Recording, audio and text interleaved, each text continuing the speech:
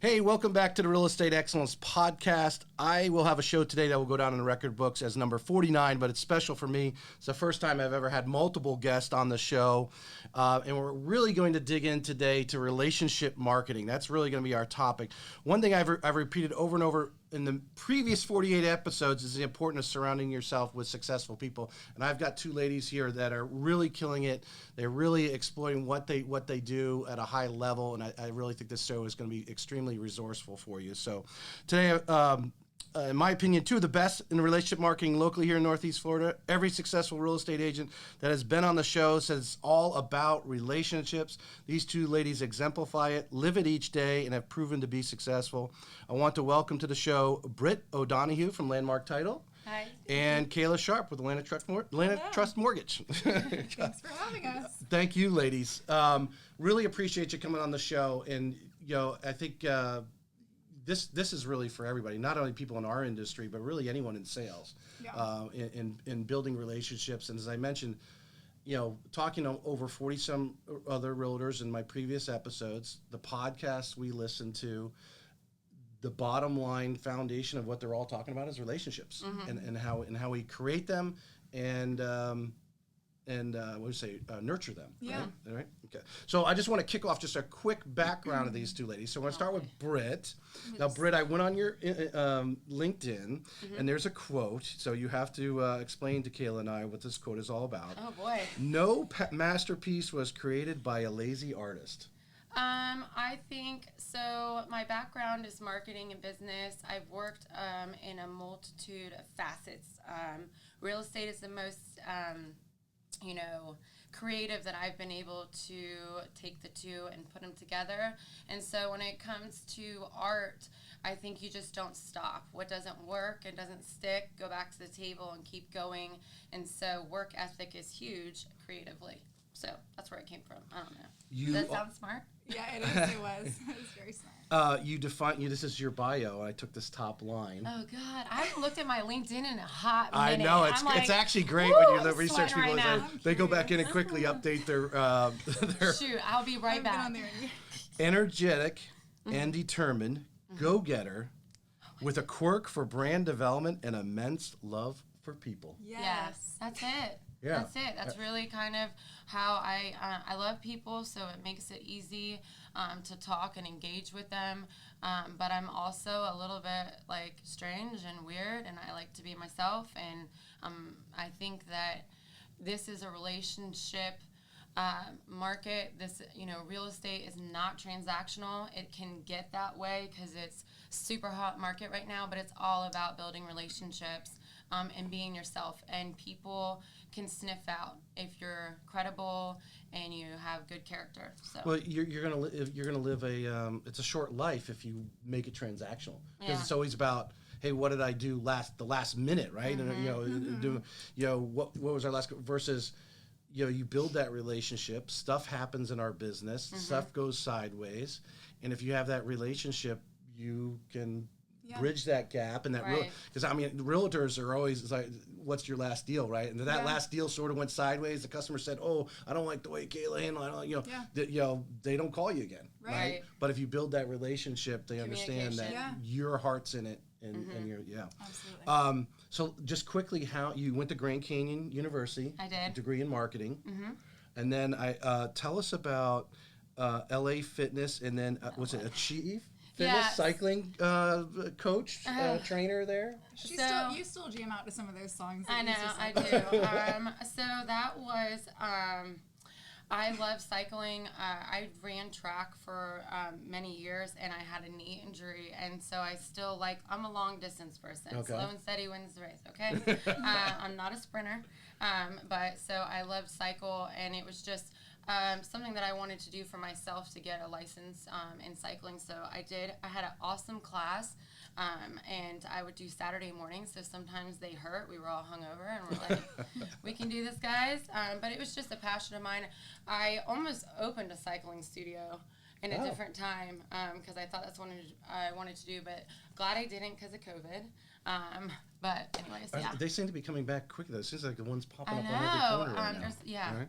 It's fun. So, just quickly finish up. So how did you, where did you meet David or someone at Lanemark? What brought you to Lanemark Title? So before I worked in new construction before I came onto Lanemark for a private hedge fund. And I worked on the builder side in the beginning. And anyways, as COVID was kind of taking place early in 2019, some of the funding was in other countries, and they really didn't know what was going to happen in real estate. And so they it looked like money was going to start drying up, and my market was Atlanta, and it was just like, I'm a single mom of 5. I got to feed my kids. Right. I had a couple of different opportunities that came into play, and then a friend of mine who is like the IT director, he reached out to me and was like, hey, have you ever heard of Lanemark Title? And I was like, no. Because we had an in-house attorney that handled all of our closings, and I worked in Atlanta, so I just didn't know this market as well. And they were like, okay, what about David Heeke? And I was like, nope, name doesn't ring a bell. Now I'm like, oh my gosh, I cannot even believe that. But so we had an interview. I came in, and they welcomed me with open arms. We have a great communication style with myself and Nikki Kazi and David. We're she runs the marketing department. So I have a lot of flexibility to be creative. As long as, Lanemark's a strong brand. Yes. So, it's not there. Yeah. So that's how we. But he is expanding. We've had him on the show. I know. He's expanding all over Florida. He is. And because of the reputation that he's built, and then obviously he's handed for you to expand that reputation. Yeah, it's really fun. Yep, top down. Landmark's my peeps. So. Okay. All right, let's turn over to Miss Kayla Sharp. Awesome. Yes. Now, Kayla, I went on your LinkedIn. Oh boy. Hasn't been updated. Yeah, you need to. Yeah. You had. Do I need that? So, I thought you had told me one time when we met at the Real Producer Show that you had a degree in marketing, because we talked about it. Is that no? You don't. I do not. I come from network marketing background. Network marketing background. Kind of similar, but yeah. Well, it's probably better than a college degree anyway. Yeah. You probably I learned so much in network marketing. I do have a picture up there of Kayla as a Jaguars cheerleader.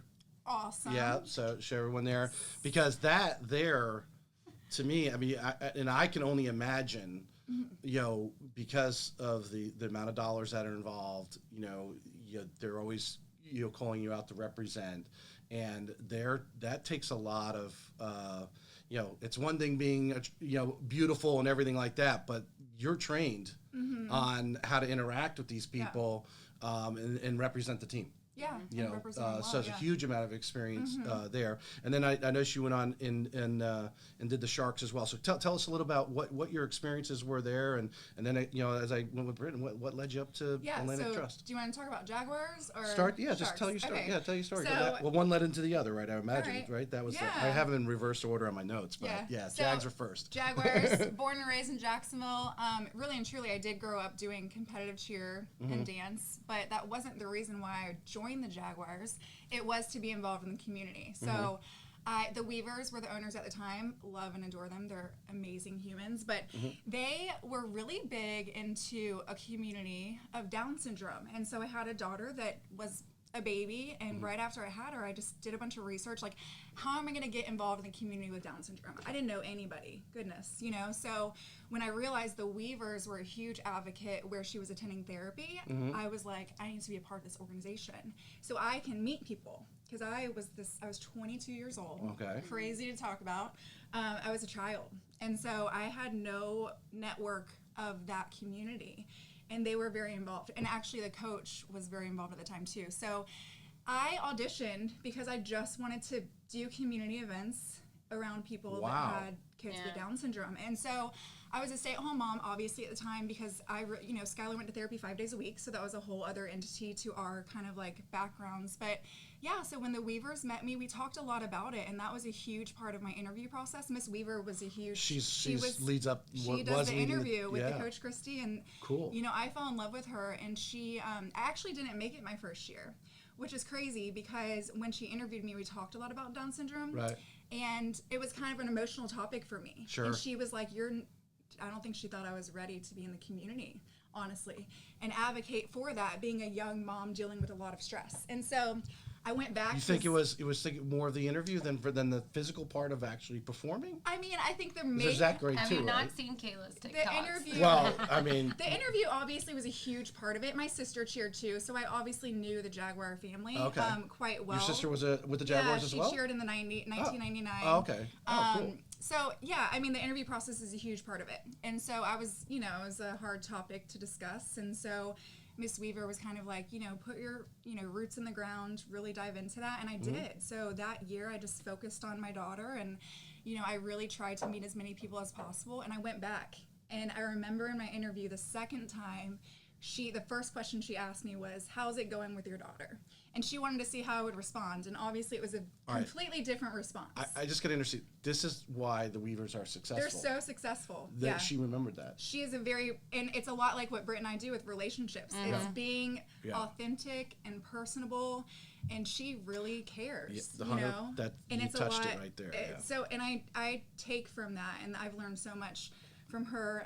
But anyway, so yeah, that was a huge part of my interview process. Made the team. It was great. They actually used Skylar a lot in all their marketing. I did every community event that was free that I did not get paid for, so I can meet people in the same, And I forgot. I apologize. I forgot the best buddies. Now you were the chair. You're still the chair, or you were the chair? You were the chair last year. I was the chair last year. That's a whole other topic. So, yeah.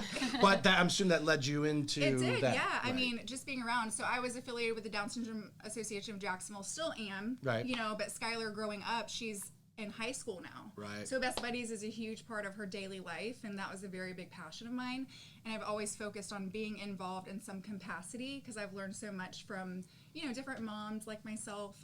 So yeah, Best Buddies approached me this year to be their chair, which was amazing and kind of going all over the place. But leading into this business, the company that I work for, they were already involved in Best Buddies and had no idea that I even had Skylar. Right. So that is just a whole other topic that we can go into later. But yeah. Well, so let's dig in there. So, I mean, did you always? Because obviously you're out there. You whether you're cheering and then you go to the director of operations of the Sharks. Mm-hmm. You're out there. On the field. In between timeouts and everything, right? You were doing all that type of stuff. It's all the marketing part of it. Did you, before making your jump into the Jaguars, did you have this aspiration or just naturally? I mean, were you that leader in high school that just was out in front of everybody all the time? Was that just I feel like natural I was to you? No, actually, I'm an introvert extrovert. Anyone that meets me, I really love people, and if I'm super comfortable, I'll tell you, and we'll really, bond. Yeah. But it takes a minute for me, and actually I get a lot of anxiety when I go to events. I have to really coach myself up still to this day, and I did that in high school. I was in giving speeches, and I remember feeling sick every day before school that I'd have to go and do all of this. But I always, the one thing that I do that a lot of people won't is I made myself do it. Yeah. Right? So every day I get up and I make myself feel completely uncomfortable. And that is why I think, building relationships, it doesn't come easy, but, I am 100% the same way. I can walk in the room. I mean, my wife will take me to these, she knows all the moms. None of the dads know each other in the neighborhood for some reason. And you're all just standing there like, but it takes, whether it's some champagne sometimes. Champagne helps all things. I'm a big believer. to lower your guard a little bit, like we said, like you come and then you can talk about everything. And I imagine you probably have. I was telling the guest I had the other day. I'll run into old high school friends or college friends that I haven't seen in decades, and almost pick up the conversation like we've been talking along the whole time, because that's just the way we're comfortable with them. We know them. We know where they grew up. We know their parents or whatever, right? And we just pick it up right there. So you're director of the Sharks. Wrap this around your marketing experience, because you learned the I don't want to say hard knocks. It's not hard old knocks. School. Yeah, old She's school. old But school. you're also you learned with experience. Your marketing expertise from the bottom and you actually did it. I did. Yeah. So what is it that you learned, and not necessarily just with these two, the Sharks and the Jaguars, but from your previous experience before coming to Atlantic Trust Mortgage, about marketing in general, that you've taken now into Atlantic Trust? So what I take from, my network marketing background really taught me a lot of the, roots that I have in the grounds, because you're building teams, right? And it's relational. So it's all about, what I say about this business, aside from network marketing, is it's the same thing, because you're really having a passion for people, and you're really planting in and sowing into your relationships. And so I learned a long time ago, if you focus on your relationships and focus on the people, I grow my partnerships like my family. So my agents are my family, and I sow into them, and they sow into me just as much. So I would say what I've learned from sports and network marketing is having a passion for people and being 100% authentic all the time. And I think Brit kind of mentioned that too. And I think that's why we kind of bond together, because we are so authentic. Like, we're just moms out here trying to do the thing. Trying to survive, right? Yeah, like day to love day. on people and pay our bills and feed our kids. But just being 100% authentic. And when I was in sports, and, it's kind of a man's world, right? Like, I was, having to lead, be in charge of men that maybe not, they didn't want to listen to me. Right. But, you have to build a level of confidence that you're doing the right thing always. You have a care for people. It's not coming across in a nasty, negative way. And it's really the same. So I take sports and network marketing, I plant it over here, and I'm just doing the same thing that I learned. It's just taking me a long time to now, get are there. you still, you sort of mentioned, but it is slightly out of your comfort zone. It is. But you press yourself every day to do it. Yeah. So I tell... At the end of the day, though, how do you feel? Exhausted. Yeah. So I'm so tired. I mean, she gets a lot of it. I'm like, we're sometimes just sitting there on the couch, like staring at each other, like what happened today? What did you do? But yeah, so I wake up every day. I really do focus on putting myself out there every single day. So I tell all the, I'm kind of newer to the business, almost 3 years in. Yep. So an LO comes to me and they're like, how did you do it? It's consistent. It's consistently putting yourself in uncomfortable positions. And I think Wade, one of my owners, he says that a lot too, but it is. I mean, that's all our business is. You have to make yourself uncomfortable. I was listening to a podcast the other day, and I said this on the last episode earlier this week. The person basically said, if you're talking on the phone to one of your borrowers, in this case, because it was talking about loan officers, you should be talking to them the same way you'd be talking if you're talking to your relative doing the same transaction. Absolutely. Yeah, I mean, staying and pick up the phone. That's one of the things that we don't see anymore. Is that it does lose that relationship aspect. I mean, text fast, get it. But, I mean, have those lunch meetings, have those engagements with them, call them on the phone, know what's going on in their personal life. Social media has really changed the game for us. And for me and Kayla, we're really big online. I know that's like one of the things. And it's because we can learn a lot about people online. I want to know I'm busy, you're busy, but I'm so happy that your kid got straight A's. Or are you going to that Imagine Dragons concert? Cool, me too. I mean, that kind of, you can take that. And I am like a stickler. I never want to have anything that seems salesy at all whatsoever. I'm a real person. I have real ups and downs. This is my real life. These are my real kids, and I want to know your real life and how we can come together and do something good together. And business, relationally. Right, and so we all, like, in this industry, we're all an extension of each other. Yep. And so when an agent or anybody sends me one of their family members or a customer in general, I treat them all with such compassion. I really want to get to know them because I'm an extension to the agent. So I think, do you... I think we have a similar personality from that standpoint. When you have, and this is a little different from the Lanemark side, because the title work, I don't think anybody puts too much. I don't take anything away from you because you do a great job. But I want to ask Kayla this direct question: when you do have that referral, is there some do you have a just like you have the anxiety to go out and meet, but sometimes you have the anxiety like, I don't want to screw this up. Because I care about my agents.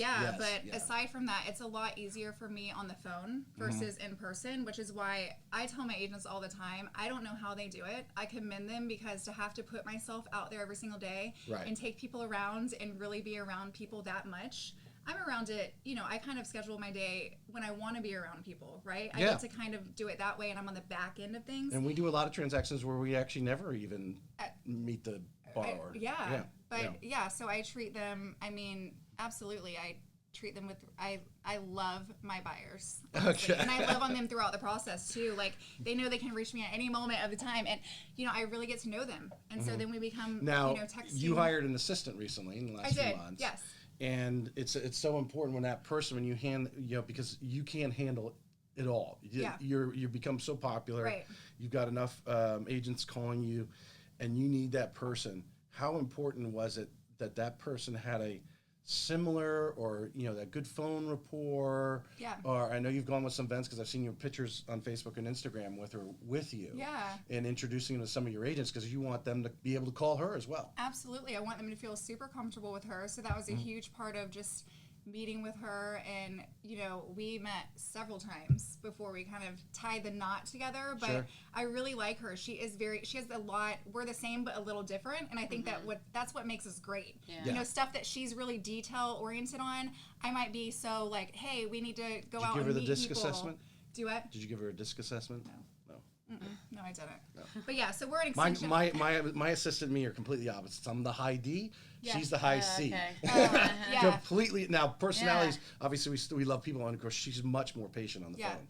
I don't have any patience. But let's transition in Yeah. to section number. Let's really start about what we're here Okay. today. I mean, this is great stuff because now everyone gets a feel for where you guys are coming from. Yeah. Right? They hear me and enough episodes of me, but they know where you're coming from and how we're going to put this together. So the first real topic is that we're going to talk about is and really to keep it simple, whether you're a marketing director or you're a loan officer or even an agent who in sales, and you got to get out there and make those relationships to move your business, and that's leveraging the simple things around you.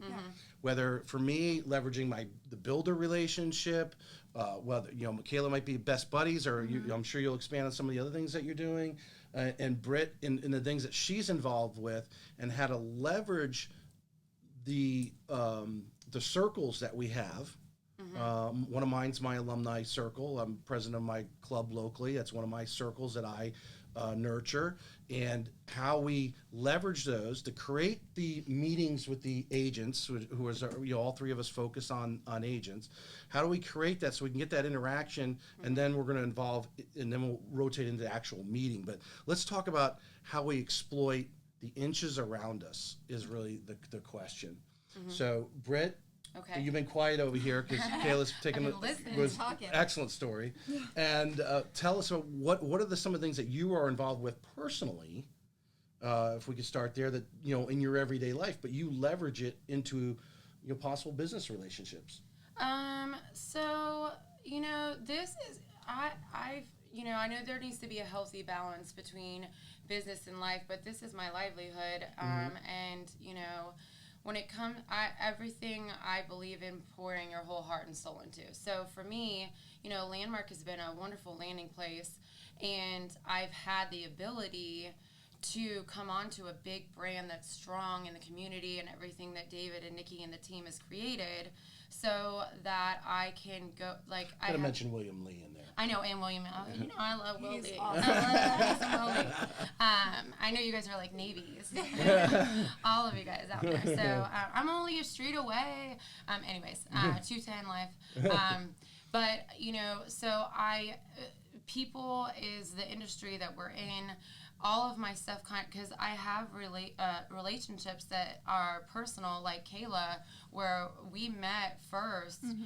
She's a client of Lanemark, kind of met her whole team. We see each other all the time. I mean, in this industry, you see the same people all the time. You grow a rapport with them, and then on your weekends, you're spending time with them at the ball field, or you're seeing them and doing a girl. So all of that has kind of come together. But because you have five. I have five. 5 children, so you're involved in two. a lot of activities. Yeah, my oldest is a Marine, and I got an 8-year-old. So we're all over the place. Pick an age. 4 boys, 1 girl. I got a set of twins. I mean, anything that could have happened, I had. So if you have any questions, and we have a lot of realtors, agents all around. I know in my neighborhood, I think every agent that's been in St. Johns County for more than a decade probably lived in St. Johns Golf at one time. Yeah, I assume you meet a lot of them. You're out there in the ball field. You're creating. How do you approach? Because your teammate's mom is an agent. Yeah. So have you done stuff like that? What are you doing there? I think, we were kind of touching on this earlier before we got on, and social media is huge.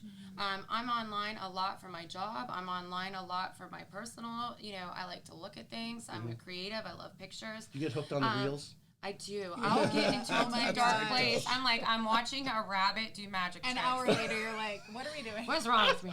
But, I'm able to see that's kind of one of the ways. Before I came on to Landmark, I worked for a hedge fund, like I stated. My market was Atlanta, but I lived here. I couldn't travel all the time. I went on LinkedIn. This is why I'm a little rusty on LinkedIn. But that's how I would kind of get myself to build a network. It was all mortgage professionals to get in the doors with builders, because I was also a chick. So you would say your leverage is social media? Absolutely. That's the best way to find out information about people, non-stalker. I'm not a stalker. Right. So when you have an agent who is not using Lanemark Title currently, and you're trying to do your research. Yeah. You utilize social media, get a little bit of background on them. Have you ever Facebook messaged them or LinkedIn messaged them? I don't like to do the whole slide into the DMs thing. As a female, I don't really like it. Right. So what I instead try to do is to start seeing some of the things that they like and that they are interested in that I too am. Because you can really learn a lot about somebody personally, and you might not. I don't want to ever come across salesy. I'm like-minded with you. I'm seeing that already on what you're putting online. So I'm going to try to cultivate this relationship to see if we can go to the next level. A friendship basis will kind of weed out, if this person, if you're invading their space, if they want to get to know you more, and that, you need to build a foundation. So I do use social media to do that. And then also, use your connections. If you have connections in your sphere, talk to your friends and colleagues and say, hey, do you know this person? Let me get a little bit more information. There'll be some times where Kayla and myself or other people that I work with will talk about somebody that we want to get in front of, and they're like, oh, I know them because of X, Y, and Z. I'm like, how can we come together to get in front of them together to see if it would be a fit for me or not? Yeah. And vice versa. And the same on my, if you know somebody and you're like, hey, I just want to talk, just give me 5 minutes. Right. You might be like, I don't know, this one was crazy. Right. Or you might be like, hey, I want to go have drinks or coffee or whatever. So, well, we're going to eventually transition into the actual meeting, but you bringing up good points that, having a little background can create some of those new meetings that when you're at that new meeting, you may not know what to say, but you did some research and say, hey, I saw on your Facebook, because Facebook is out there in the public. If you're putting it on Facebook, you're putting it out there for everyone to see. Right.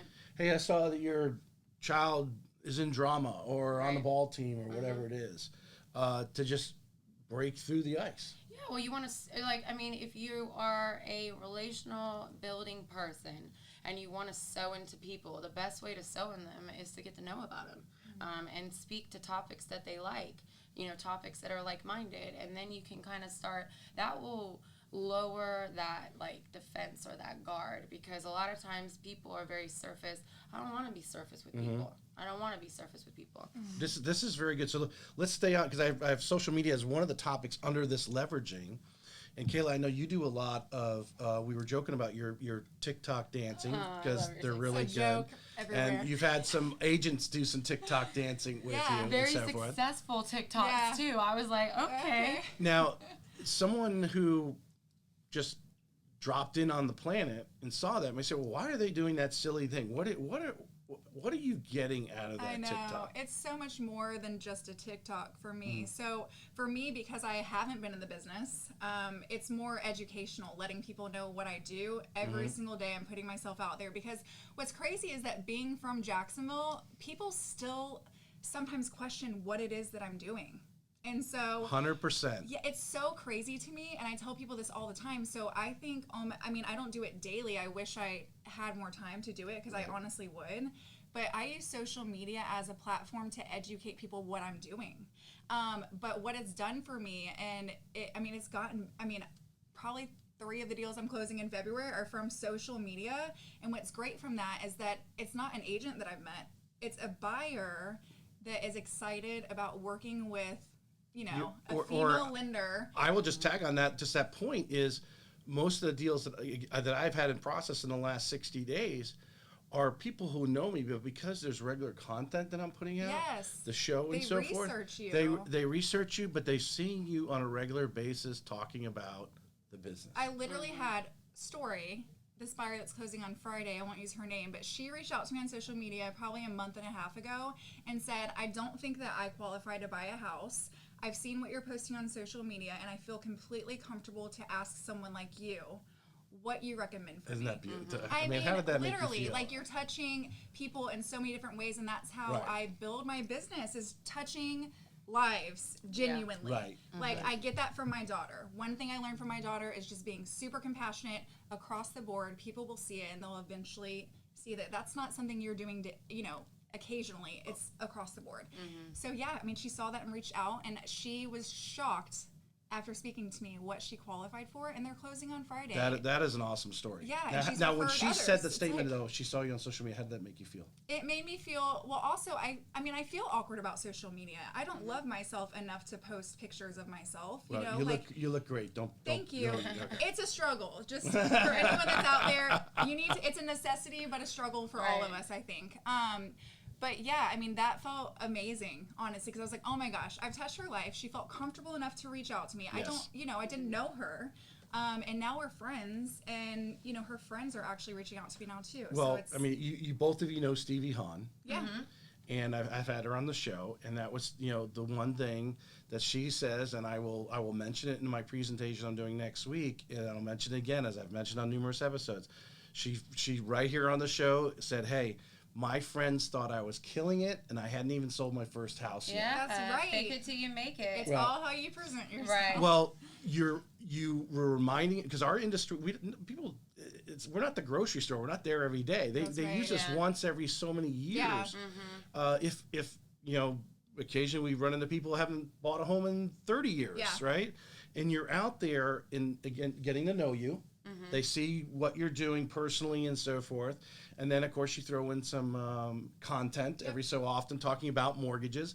And you're just casually in front of them every day. Do something silly to make them laugh. Well, and people want to know the real you. And I feel like social media is such a great resource to really let people know that you're fun and quirky. And, I get made fun of for doing my dance stuff, but I actually have people request me and the agent that I was dancing with, Emily, to do more because they loved seeing it. Yeah. All right, now here's a question I just thought of. Okay. All right. You're both very attractive women. You're on social media. Someone watching this may say, well, I can't do what they do. What? Okay. Yeah. No, I'm talking from my side. Okay. I'm an ugly 52-year-old male. All right. So, but I believe in you, and I believe in what you're doing, and I try to do the same thing, but in my own world, right? Right.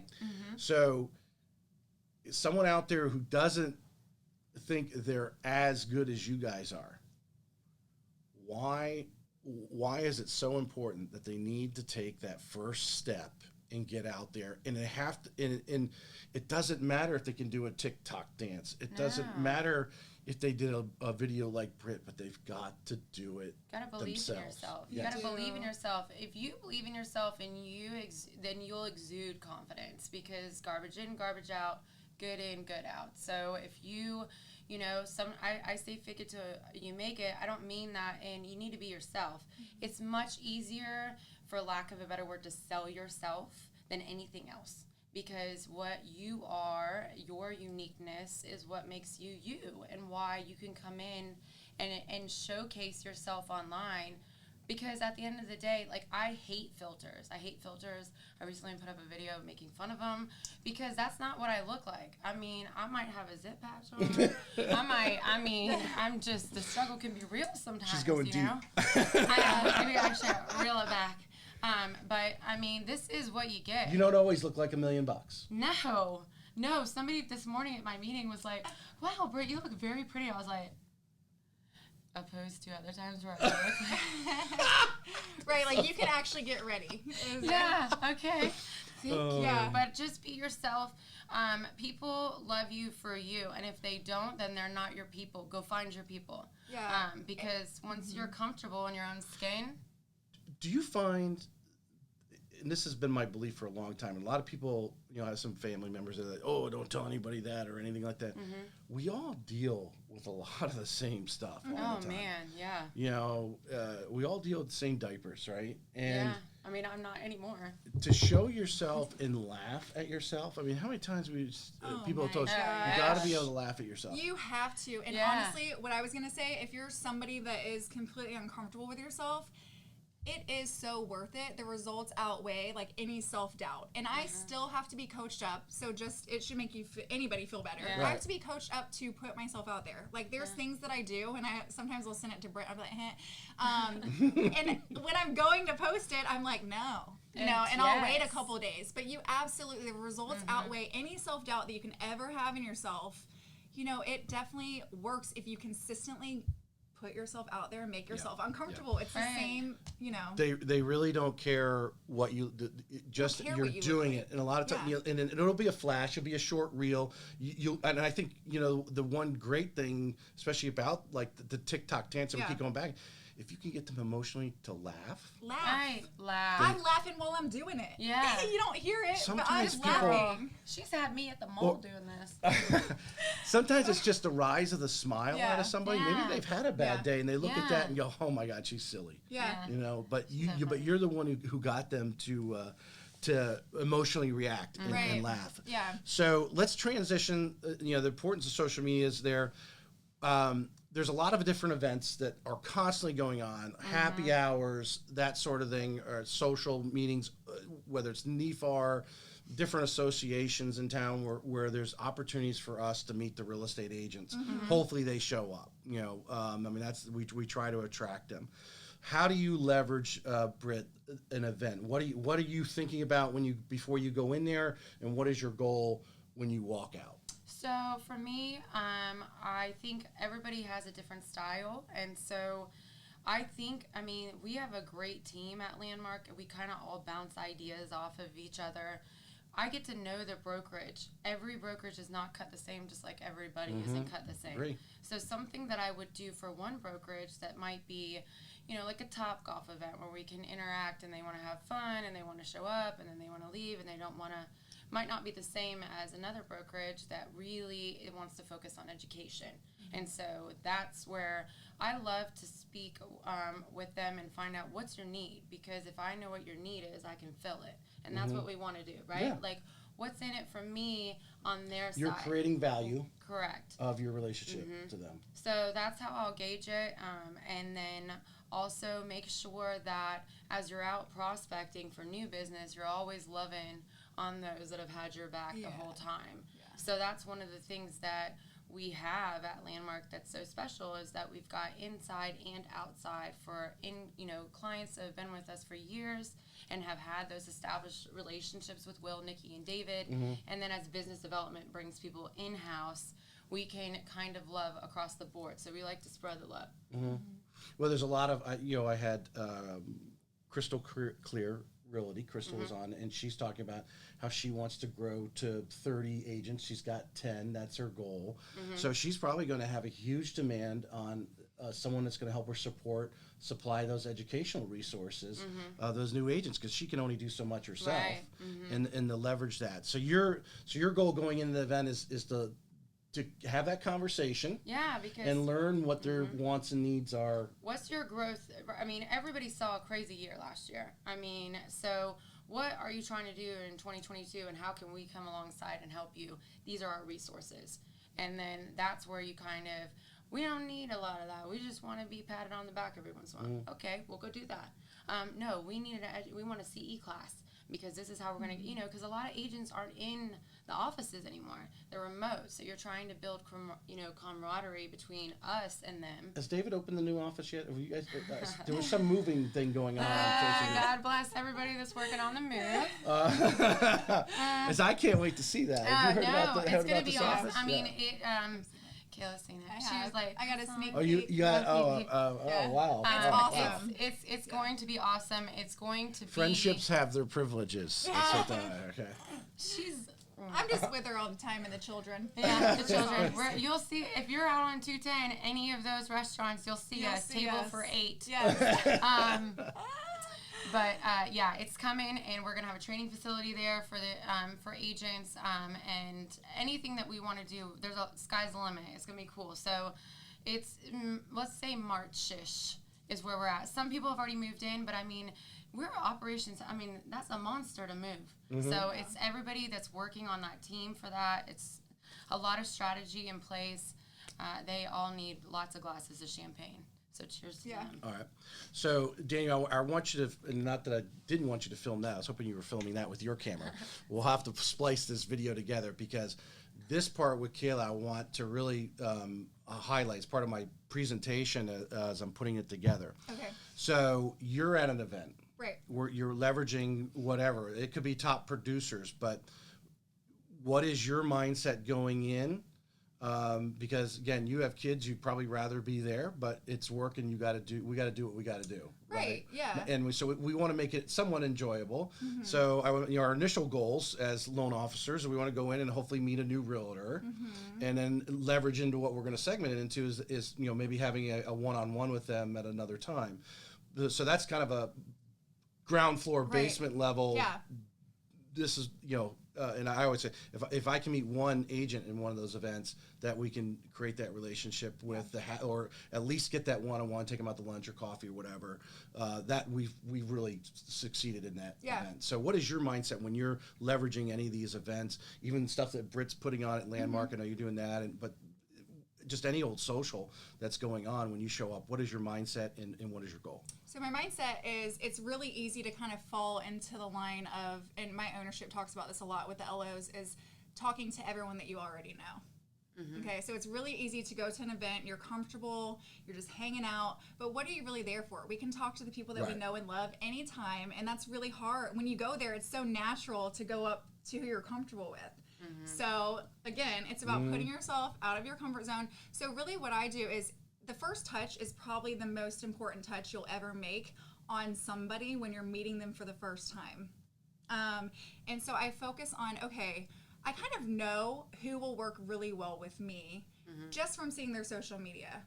Personality wise, I feel like going into an event, we all kind of know each other, right? So I know that this agent would probably work really well with me. It's just having that first touch opportunity with her, and if I'm going to take it or not. You don't deal with guys? Well, it might. Yeah, I do. I do. Yeah. Obviously, I'm more comfortable with the female agents, but yeah. So it's he or she. Having that first touch with them and that first interaction with them is really important. You have to put yourself out there. So what I focus on is getting to know them. I mean, I'm not even talking about a loan. Right. I'm not talking about our company. They obviously know where I work. Right. And Land Trust does a lot of advertising. That's been around for a while. They do a great job of marketing. Yep. So it's more so just having that first touch, maybe having 3 things in common after that conversation when I leave them that I can touch on and continue to build that relationship on. Like whether it's, for me, it's easy to talk about kids. So if I know that agent has a kid, I want to know what side of town are you on? Can we meet? Like, can our kids hang out? Stuff like that. Like, what are your kids into? I really focus on just getting to know them. And that's the first touch. And obviously, now, just to play on that a little bit, and one thing I mentioned, John Maxwell has a great book, and one of the powers of influence is introducing people. Correct. So when you go into a social and you know people, and these people you don't, either ask for an introduction or introduce them, but you're really introducing yourself. Yes, correct. Yeah. I mean, it's so uncomfortable to walk up to agents that know each other and are really good friends, and it's kind of that awkward, like, hello, can I step in and say hello to you? But if they're in a conversation with someone that Brit and I know a lot of this, we know a lot of the same people, so sometimes we'll be in there in a conversation and Brit might say, hey, this is Kayla, or I might say, hey, this is Brit. Do you know about Lanemark? It's definitely utilizing your resources as well to make it a comfortable conversation, and then you might step off to the side and really dive in. So back to the leveraging, you're leveraging the relationship you have to get a new one. Yeah, absolutely. I mean, I think that there's a point in our business that you can only meet so many people, right? You have to use your sphere and the sphere that you love. And so all the events that I go to, if I know somebody, I'm going to interact with them, and there might be an agent I don't know. So that is super key as well. You can only walk up to so many agents that you don't know. Right. And so I do use that leverage as well. All right. Do we need a refill on the champagne? Should we? Do we need to tap off here? I mean, I I'm hear, always so down. I want to say, so we're at this event. We are working. Okay, to let's achieve it. picture us at this event, and golly, this girl over here is just golly, can't take her out. This is My real God. life. A little excited. It's real She just gets life. a little excited. This is real. Oh, real man. people. Real people. Listen, you can't. This is fake only the this. first I told bottle. you the All right. bloopers are going to be the I best. promise. But this is live. We're gonna leverage in this segment too, and so you're at that event. Both of it. Let's say all three. We're at this event, Yeah. Okay. and we're introducing people to other people to gain that new person. But this may be a person you didn't even know was going to be at this, so you didn't do any background on them. Yeah. Right. Yeah. So you've been introduced. What do you take now that the event's over? You're going home. What are you doing next? Because all of our goals is to, I imagine, for the most part, is either you try to have lunch or coffee with them, get a Gosh, one-on-one. the follow-up Right. is like Yeah, start that follow-up. So we want to, number one. we've leveraged our relationships to get other relationships. We've leveraged social media. We've now met this person some way, shape, or form. Yeah. And actually, I'm going to leverage, well, we'll move on because we're time. But anyway, so how are we going to follow up with that person? Britt, what are you doing to hopefully create that one-on-one or whatever? What is your goal? What do you like to do? Lunch or a one-on-one or how I do you? love to be one-on-one. I feel like I do my best work one-on-one because it's just about them. I want to get to know them. So if I met somebody at an event that I didn't really know, didn't have time. No relationship with Lanemark. No, Never used to. no, never used us. I'm gonna go home immediately and probably look them up online and see what I can find about them. Usually you can tell based on what social platform they're on too, how engaged they are, if they're private or not. Then you can kind of start getting a feel for what their personality type is like. Then I would reach out to them professionally from my email, give them my contact information, kind of circle back a high level of what I do. And I just love some time to get to know you because that's what ultimately I want to do. And then what proceeds from there, sky's the limit. So you brag a little bit about Lanemark, and then but finish up. You're doing it through an email. I wouldn't be super heavy yet on Lanemark, just because you don't want to come across. I'm not salesy, so I would just really just state, remind them who I was, so they knew where I, because sometimes you go to these events, like a Real Producers event, there's 500 people there, and you're like just, getting cards and talking, and I like to take notes. I'm a big person on taking notes on my cards or, anything. Talk to me about their kid. Their dog's name is Rusty, whatever it was, so that I can add that personal touches are huge. I agree with what Kayla said, is that first initial interaction, but sometimes you don't get that. Sometimes everything is, you're talking to 1,000 people, and you're like, you go back and I'm like, dang, I wish I would have handled that differently or whatever. That second is kind of what can bring that, tie a bow on top of it. It was so nice to meet you and talk about X, Y, and Z. I'd like to spend some more time to get to know you. And that way you can find out if I'm a good fit for you. Right. Not if you're a good fit for me. If I'm a good fit for you. Because if I'm a good fit, Right. you want to do business with people you So like. really, it could be just as simple as, hey, I met you at that whatever event. Yeah, keep it light. I'd really love to sit down and have coffee with you. Yeah. Because the rest will, if you are good at your job, the rest of it will sell itself because you're going to pour all that into them.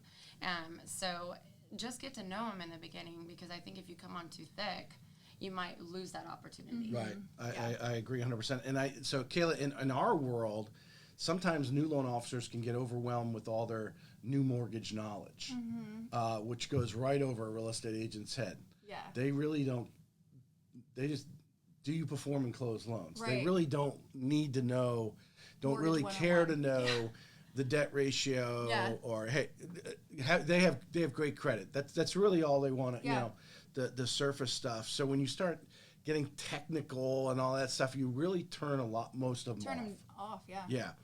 So you were at an event, same question. What are you doing to reach out and get that one-on-one? Yeah, Which I assume you're trying to do the same. You like to do the one-on-one. Yeah, I love a one-on-one. So I typically would do coffee because I feel like that's a space where you can really get to know somebody personally on a personal level. And we're all busy. I mean, we're all so busy, so I feel like the coffee is just a comfortable, thing, and it can be quick, 30 minutes. But what she said that I really do. A lot of them turn out to be an hour, though, don't they? Yeah, they end up being, because you realize that you connect, right? You've connected with them. Yes. But what I like that Brit said, and I say this all the time, is taking notes from that first touch with them. I will always walk away from a first conversation, and I have notes, you can go on my phone, for every single person that I've spoken with about something personal about them that I can try, that I've connected with them on, that I can build that relationship on. Because if you're not building a relationship on a personal level, you're not going to get that business, right? Yes. And so when that's really what we're talking about today. This is relationship marketing. It's going deep. It is. You both have hit on something that I am not doing, and that's taking the little notes. Yeah, the notes are good. Adding that. Now, I think that's the female touch on it personally, and but also, that doesn't mean I can't leverage it as well. Yeah, and so she even said, when you're meeting with someone, you're seeing, is that somebody that you want to work with? Just as much as they want to work with you, has to be a mutual It's kind of, I hate saying it's like dating, figuring out if it's somebody that you want to continue it's a on relationship. With. Yeah. Right. Yeah. It's a long-term relationship, and so I think you have to be delicate in the beginning and really get to know them personally. The notes are really a big thing, and you can touch on that when you meet with them. And then, mortgage 101, when they sit down with me, I'm not talking about a mortgage yet. I'm still talking about just personal stuff. If they do ask me questions, I like to communicate just the level of service. If I'm talking about anything, it's how I'll communicate with you and the level of service that you'll get if you work with me. That's it. Those are the two key things, and that's what an agent wants to hear, period.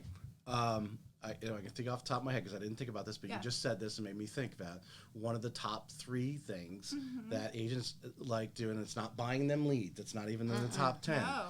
It is the communication.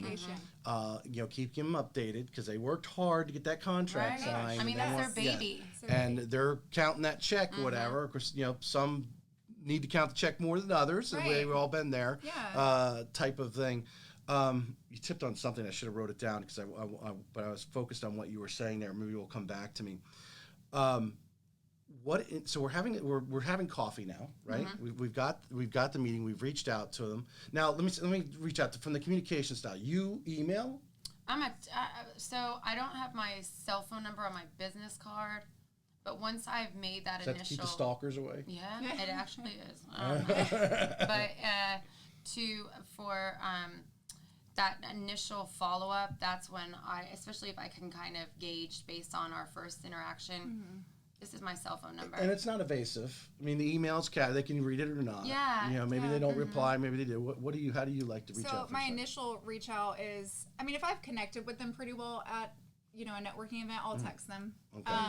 However, the second I get in my car, if I didn't really get to talk to them much, I'll send them an email that minute before I leave the event. Because you didn't feel you bonded quite enough yet. Yeah, but I want that moment with them, so I definitely want them to have all my information where they feel comfortable. If they have a question, they can reach out to me.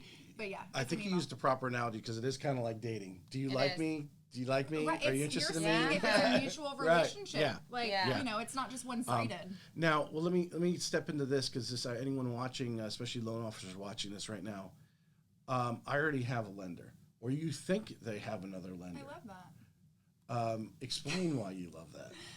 I love that because I treat every customer the same, right? So if they have a lender, I'm going to do my research and help them get the best opportunity for their family. That is my priority. So if you have a lender, that is awesome. But if you work with me and you want to shop around, I'm going to make sure it's the best option for you. So I will take the time, if they have a lender, anybody, and shop around for them, give them an estimate, to make sure that it's the best for them. Well, in reality, I think both of you would agree with this. What as Mortgage Market Animals and the Freedom Club believe are qualified agents. Those are agents that have had 8 buyer side deals in the last year. But any of your successful ones that you see advertised out there, the ones that are doing, that are the real producers, doing 10 million, really, 5 or 6 million or more. Typically they didn't get to that level without having that lender or the Lanemark Title relationship, right? Yeah. So they already have a sort of plan A. Yeah. But the reality, guys, is that life happens. Yeah. Kayla meets somebody and says, come to Dubai, and she's gone. and that relationship's just gone. You know what I'm saying? Yeah. There's always an opportunity to be that plan B. And how many times have we gotten some customer on the phone that maybe we don't click with? Right. For some reason, we're butting heads. They want a second. They wanted somebody else. Have another opinion. So being the plan B is not a bad deal, especially if you're working with agents who are doing, 10, 20 transactions a year. That's right. Yeah. I agree with that. So recap where we're at. Actually, here's what I want to do right here, Daniel, if you could, on the Roadcaster. I'm going to just pause for a second. Go ahead, hit the record button on the pod. Yeah. Because I got to upload that audio version. Okay. All right, everyone's got a full champagne. We're Oh, still on yeah. Facebook Live. Anybody have any questions? Feel free to comment on there, and Daniel will read the I'm scared. Facebook questions. I know, me too. All right, and then I'm going to go back to the record button on the Roadcaster when you're ready. Everyone I know, good? It's You like good? out of control. An hour is a good upload, so I just got to upload too. Yeah. Go ahead. Yeah. All right, so we're back, and we've had this one-on-one. We're at the meeting one-on-one with these. All three of us are after agents, particularly referral agents are our prime subjects, friends, relationships that we want to build. What are we talking about? What don't we talk about? I mean, let's see. I think when you're first getting to know somebody, stop talking and listen. Because if you listen, then you'll know the areas that you can respond to. Less is more from this side. I don't want to talk about myself. I want to talk about what you're looking for. Let's talk about you. What do you need, and how can I fill that gap? That's how I like to approach it. I would think, now, you agree or disagree with me, Lanemark Title has a great reputation in town. Absolutely. David's done a great job with the entire team there. I tell people, if you haven't done a transaction with Lanemark Title, you haven't sold enough property, because there's enough agents out there that are already referring customers that if you do enough, you'll get there. So you have that already in your pocket. You already know you're carrying the big gun, so to speak. Right. So it's important to, like you said earlier, to understand their needs and wants. Absolutely. And how to win friends and influence people. Oh my gosh, great book. People Read love that a to long talk time ago. about themselves. Yeah. Right. And so are we necessarily talking about their business? Whatever. Or what are some things that you try to draw out, maybe that person that isn't so, like Kayla and I would just spill the beans on the table, to draw a question you may ask. So I'll say one area that there's a big shift in movement you've probably seen of like that female culture, and just as anywhere else, the single mom culture. I mean, there are a lot of single moms in this industry, and when you get to talk to them, we can relate on that level. You bond on that. Oh, absolutely. So Like, I got interesting. you, girl. I know what you're going through. And so I want to have that relationship and friendship so that you know that if you are a new agent and you haven't used Landmark, girl, I got your file. I'm going to go find out what's going on. We do that for everybody, but I'm just saying, like, if you want to get specific, obviously that's not the same for everybody else, but once if some children at a certain age, or flag football is something that really or sports or whatever, it's like, I see you so much where I got your back, Right. And so I think when, no matter who it is, I want to see, personally and professionally. And sometimes people aren't really I'm not always. I was kind of, going back to Kayla said, everybody thinks because we're out, and about, like, I can't. The biggest part of this was I didn't want to hear my voice. Right. I'm like, why did I talk like that? And so we all are our own worst critics. So also, allowing this person to see, like, I just want to get to know you. I'm a real human being. This is my thing. So I kind of go with the flow. Because if you go with the flow of the conversation, you'll kind of ease it. If you go into it with anything other than finding out who this person is, I think that you sell yourself short. I totally agree. You're there But the business is the underlying thing. You are there for Absolutely. business. Absolutely. We're creating that relationship. We do like that person. That's why we want to do business with them typically. Correct. Right? You have one agenda because you want to leave that meeting, I assume. You tell me that if this is true, maybe you set up a second one because you talked about earlier the needs and wants. Maybe they need education. Maybe, whatever Landmark can help them provide to to them or their teams. Do you necessarily dig for that? Yeah, absolutely. So we do like some healthy banter. I recently had a meeting last week because we are so operationally heavy. We have a great group of different personalities. So gauging online or other conversations, when I have that initial meeting with a brokerage and want to talk to them about needs, this one was specific. I have, X amount of agents. My goal is to add X amount more. And some of them are newbies and I'm stretched thin and I need some education. Okay, well, this is what we can do. We can bring you in. What are you looking for educational? We want to go through the nitty gritty of why title is important and look through a contract. Okay. So your first is to build the personal. Yeah. Let that flow, and then casually And ask then them, go "Hey, from do you just blatantly ask, like, how can I help you?" Or Absolutely. you just yeah. I mean, now because you know why we're here. I mean, yes. They I don't mean, have a coffee with you. I'm not trying to be rude at all because obviously I gravitate towards people based on personalities. And so that is awesome. You could be a newbie or you could be a vet. I like to look at all people the same. It's a clean slate, same here. Yeah. So as we kind of get to know each other, you could be very upfront. Look, I know you guys are the best in the business. I want an attorney handling my stuff. Just do my files. Okay, good to see you. Or you can say like, hey, I want my kids to hang out and I want to get to know you more. I want to have a girls' night out or I want to do this. Then you can kind of base all of that together. But yeah, ultimately we know why we're having these meetings. Right.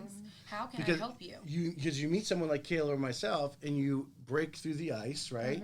You make someone you feel comfortable. They feel comfortable with you. When you do ask more or less for the business is really what you're doing in a subtle way. They're just going to flow out their needs.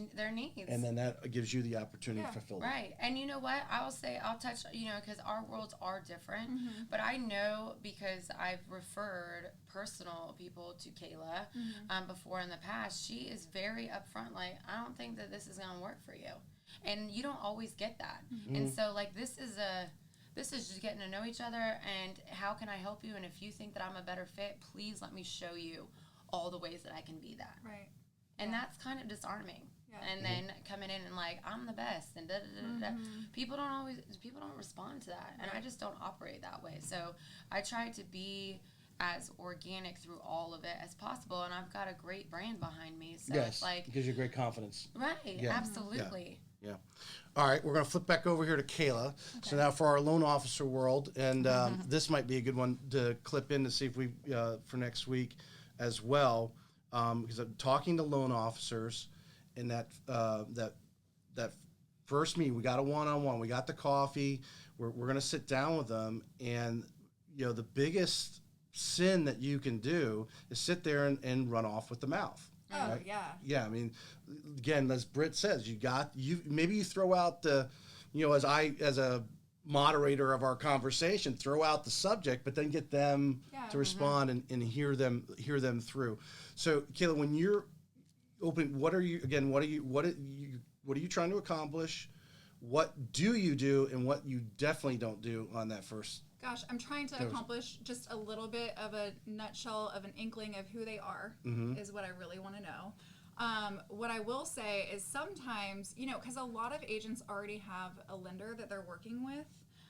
If they don't, they might be a new agent. I have a phrase for that. Right. I have my entire staff here laugh, but I'm going to, Carl White with Mortgage Market Animals, meters will be cheaters. Just remember that. Go ahead. Yeah. So just to touch on, because agents, that are doing business probably have somebody they've worked with, right? And so I used to get so offended by that in the beginning. Gosh, oh my gosh, they already work with somebody. That's so... Right. But what I focus on is Jacksonville's a small, big city, born and raised here. So we know there's enough business to go around. what I suggest you don't do is if they are working with somebody already, you're not going to put that LO down. Right. So I feel like in our Yeah, business, it's a definitely. small, big business. Like we all Right. like love and support each other. And that's one thing And you may know that person personally is a total screw up, but you don't want to say listen, that. Right. I'm never going to downgrade somebody for their Right. efforts. Our business is hard enough, right? Right. So what I then spin that, I realize they're working with someone. I just share what I do day to day with all of my agents. Communication, the level of service I know that I can bring to the table.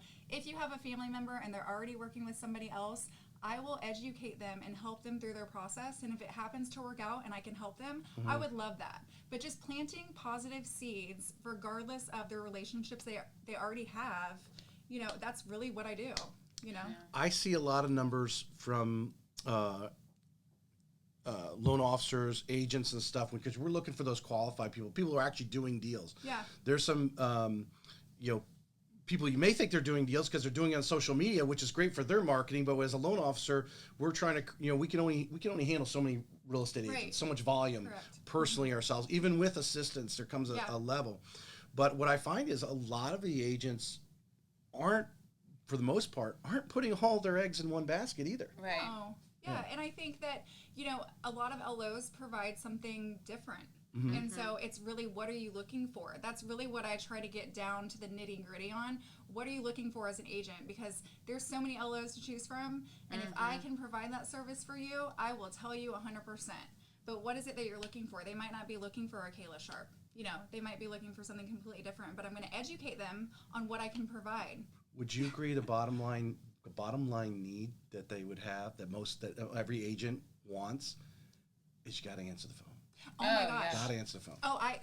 So that's probably the number one. You have to answer the phone, and I learned that from my mentor. Scott was my mentor. Yeah. He still is, but he literally was like, if you're not answering the phone, you're losing a deal, because really and truly, agents have a couple LOs they're working with, and whether or not it's a broker like myself or a direct lender like you, they have somebody. So if you don't answer that call, they're calling somebody else, and then it's that first touch. They're making that buyer feel comfortable with them, and you've missed out on an opportunity. I've probably let that happen one time. You Yes. can't answer the phone all the time, but what I've learned you can do is you can send a quick text. Hey, I'm going to call you right back, and then you actually call back. Yes. You do what you say you're going to do in the first place. It's right? very important. I can't say I've batted 100 on it, but Yeah. I certainly try, and I think anyone who works with me will agree.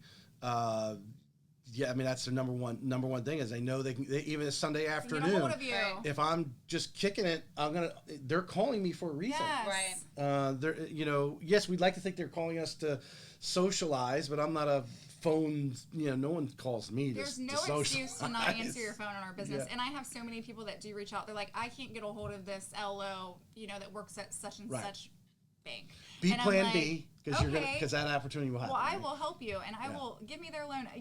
Whatever you can do to build that, rapport with them and make them feel comfortable, they'll get a hold of you. That's really and truly what people want, is to know that through this home buying process, it's one of their biggest investments in their life, that they can get a hold of the person that is handling their loan.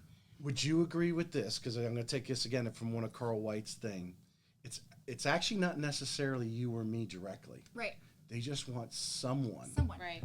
They have a question that someone's going to respond to them, that someone's going to answer, because we can only take so many phone calls. We're doing presentations. We're doing things from a marketing standpoint to make the phone ring. We're doing a podcast for an hour, an hour and a half, and we're not answering the phone. And you have to have the assistant that will take that call. And I think you're probably getting to that level. You already have an assistant. I have an assistant that you have to reach a point where you have to create your phone system that if that person calls in and you're not available, that your assistant's getting that call, and hopefully they're picking up the phone and saying, you know what, I don't know that answer. Kayla's tied up right now.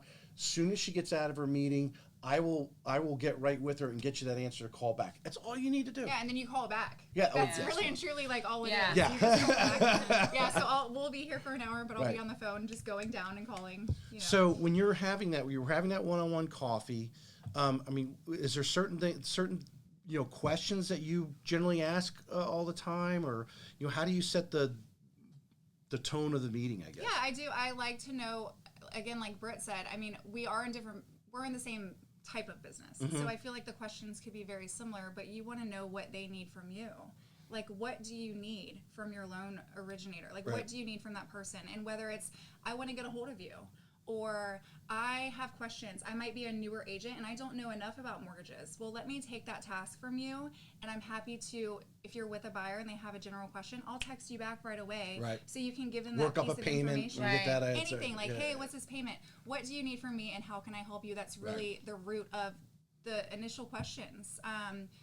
You know, and you have to build that trust with them that when they tell you what they need, that you're actually going to do it. There's a difference, because I feel like a lot of people say, I'm going to do these things, and then they don't. No you know, through. there's no follow through. Yeah. And that is key in our business. If you're not following through, you're losing it. Yep. So having a notepad, do you bring a notepad with you when you have that meeting? Absolutely. Yeah? Absolutely. I use my notes a lot too. Even if it's psychologically that you're actually paying attention to what they're saying, and you're writing it down.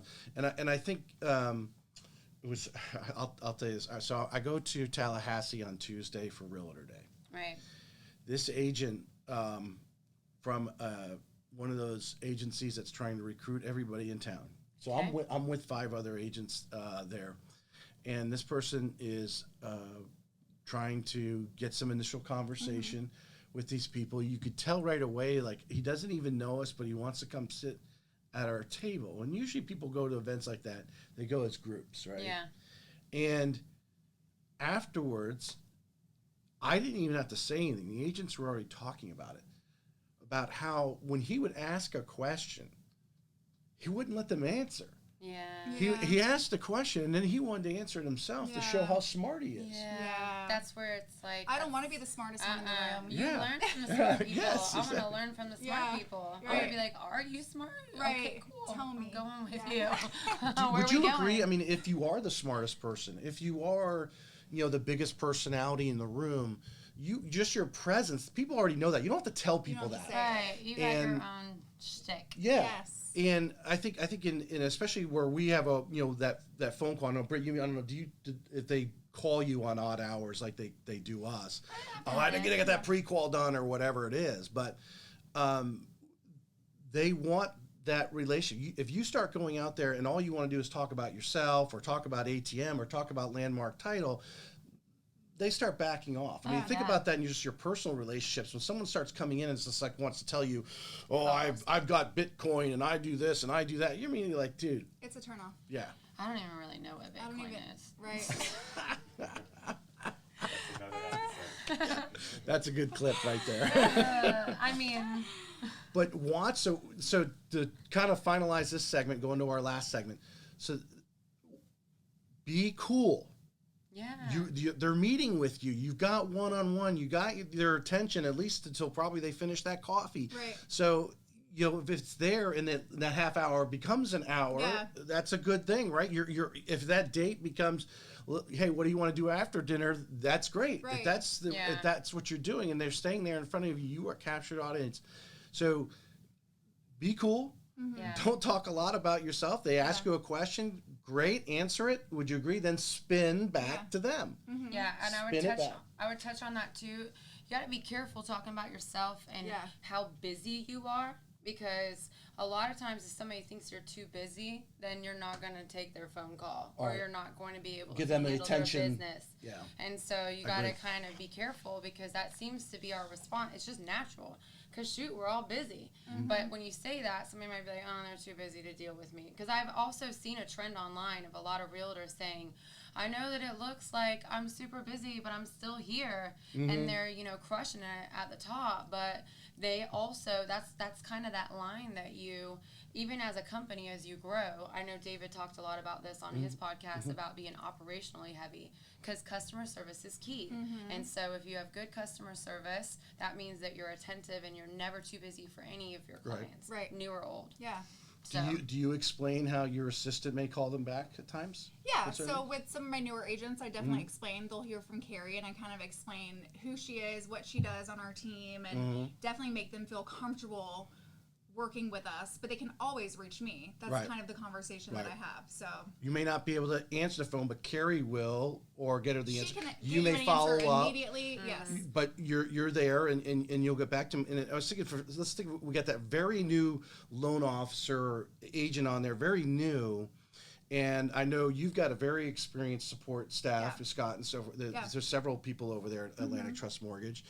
And that's what I don't clog my brain with a bunch of trivial one-offs on the guidelines on loans. Gosh, it's ever changing. We can't know it all. You gotta say, Right away. you gotta say sometimes, you know what? I need to research that. Let me call you back. Right. I need to talk. I use the line, hey, I gotta talk to someone who's smarter than me, Yeah. Right. and get you that answer to make sure we But can you do can it. always get the answers, and they know you're always going to call back. I literally will hang up the phone, get the answer, and call them right back. Right. Right. Sometimes you actually have to think about too. 'Cause sometimes that question is so squirrely. Yeah. And so sometimes hanging up the phone and actually processing what they're actually Yeah. asking for, so you can then present it in a Yeah. logical and intelligent manner. Yeah. Yeah. And there's just so many overlays in our, I mean, goodness All right. gracious. So we've had the coffee. Okay. We've had that, and maybe in that half hour went an hour, right? That's been Yeah. a good call. All right. That's a We've really had the good champagne. Yeah. All right. We almost done here. All right. We call. got He's like, just please enough. do not pour it again. I know Daniel's got another meeting, so we're gonna go into follow up now. So now this is where we really make that relationship, because we know it takes multiple Yeah. touches to really solidify that relationship. Yeah. Yeah. So you've had that great coffee. What are you trying to transition to next? So I forget what number you recently threw out, but at a conference that I was at, it was 28 touches. 28 up to. touches. I was Because- told like 7 or 8 to 11 or something. Right, like that. and I think everything's different. It's based on what industry you're in and kind of how you operate. But still, whether it's 10 or 28, that's a lot of touches that you have to have. Number one is staying consistent. Number two is re-engaging with them. With our CRM platform, we can definitely put in notations like to follow up and see how everything's going. Don't be overly, too much. That shows off as desperate. Yeah. And they just might not be feeling it. And it might be timing. Timing is huge because I met with an They may not agent- have a deal, and they're Right, not calling they're you. not like, it's not, I don't really, and timing can also switch a situation where, in my case, I have an agent that has been loyal to, a title company, Yeah. but they got into a situation, they need help. And then this gives us the opportunity to come in. And so just, don't put too much pressure on it. I mean, obviously, at the end of the day, we want to work together. That's the purpose of it. We're trying to do business together. But you don't want to come off too much because that can kind of turn somebody off. I mean, I do business with people the way that I would want to do business to be returned to me. And then kind of, gauge on, the gas pedal based on the personality that you're working with. So what may be something that you do, and how long after that coffee meeting may you follow up? What would be something to get that second touch to create that next interaction? I never leave a meeting without a next step. So what is our next step? Is our next step to meet again, to deep dive? Do you want to have a creative meeting? At the new office, we're going to our marketing director now, because I've slid out of that role and I'm straight up business development.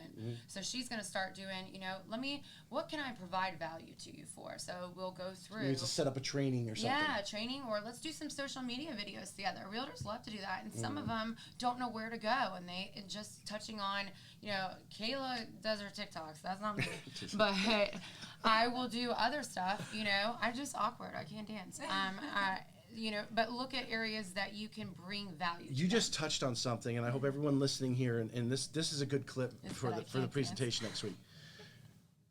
We talk about social media. We recommend to our real estate agent friends. We recommend to others, hey, if we are trying to teach new law officers, do something, get some content out there on the social media and be consistent. Yeah.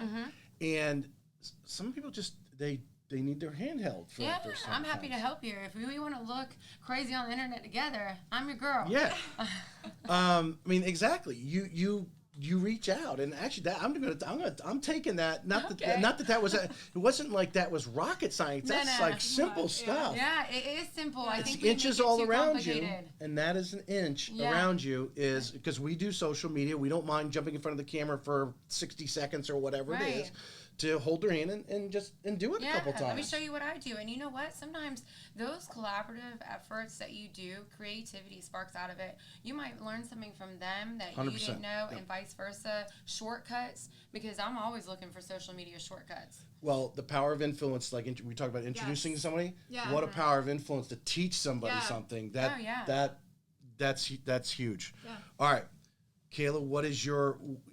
So she says before she finishes the meeting, she's already planning the next step, or having really what are we doing next? Point blank. Yeah, what are we doing next? How do you finish up, and what is your initial follow-ups that you're doing that you try to do to create that next interaction? So obviously, I'd like to ask for a deal, right? Because I want them to see my level of communication. But essentially, for me, I take the personal relationship to another level, and I just really focus on, okay, they mentioned something to me. I'll put it on my calendar and make it a priority to reach back out to them. Or show up, or like, hey, your kid is going through this. How can I help them? Do you need support? Stuff like that. But follow-up is really important. I think Brit also touched this. Timing is everything.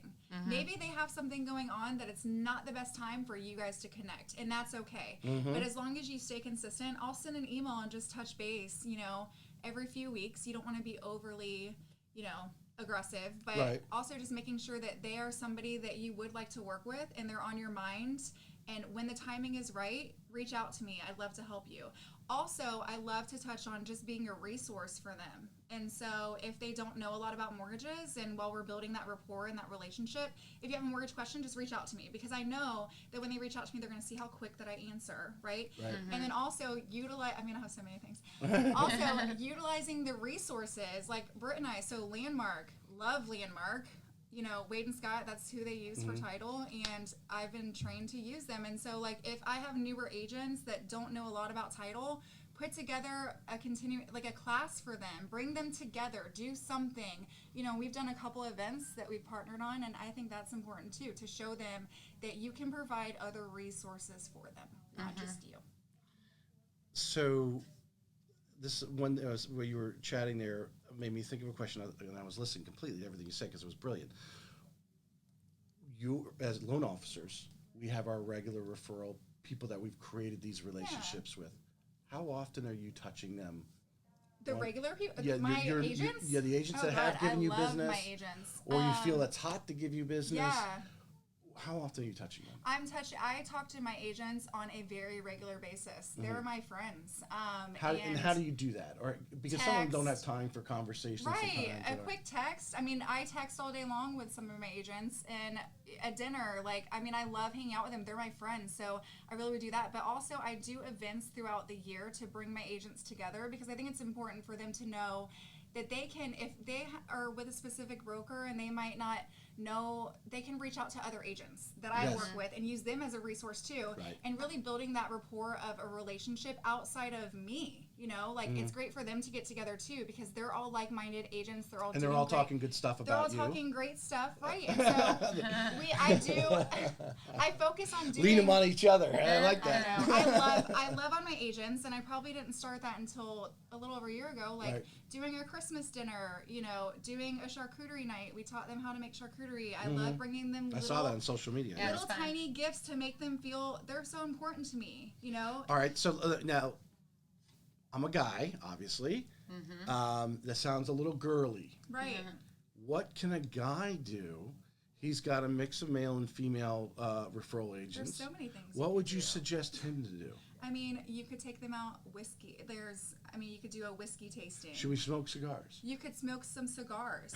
Guys love coffee too. Maybe you send them a gift card to get a coffee on you for the day. Something. Right. There's plenty for guys to do. Or would you see? I think one of the powerful things, especially in corporate America, that they really lose out on with their employees, but in relationship building, as I feel a corporation should build a relationship with their employees, is where I was going with that.